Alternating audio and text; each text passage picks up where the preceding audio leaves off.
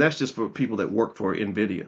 Not to mention the fact that literally when he announced his earnings today, and a lot of you follow this, I'm sure. Anybody own NVIDIA stock? How many of you own NVIDIA or something close to it? How many of you saw your stocks? Hey, did anybody see what happened to your stocks after NVIDIA announced their earnings today?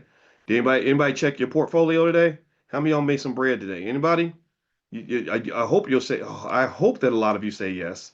I hope that you do. And if you don't say yes and you don't know what's going on, you better ask somebody. If you better ask somebody, you're gonna learn today because there's money. This man, by making the earnings announcement for NVIDIA and exceeding the earnings expectations, probably created $2 trillion in wealth for his people that day.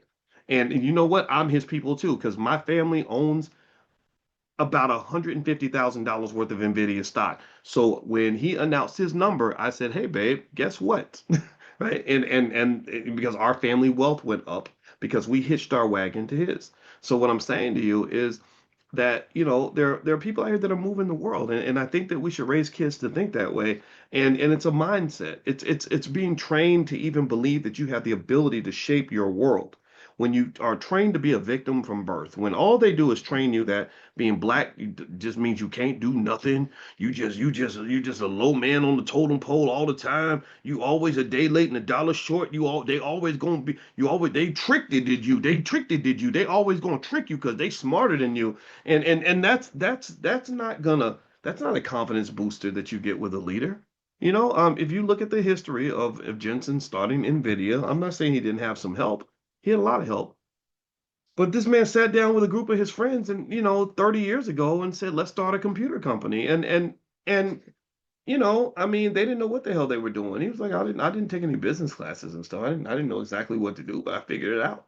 Because they could have all sat together and said, "Gosh, how are we gonna find us a job? Where's the jobs at?" Right? So what I'm saying is that you need somebody in the community that's gonna take the lead, and we have to breed leaders, breed systematic thinkers, people that are thinking about institutions and not just a good job. That's just not that's not how wealth gets built. Workers in America get treated terribly. They will never give power to workers. They just won't. Familiarity shows contempt, page 214, Dirty Little Secrets, Dr. Claude Anderson. That's the name of the book. The familiar name slave owners gave black men and women signaled status and reflected the power relationships.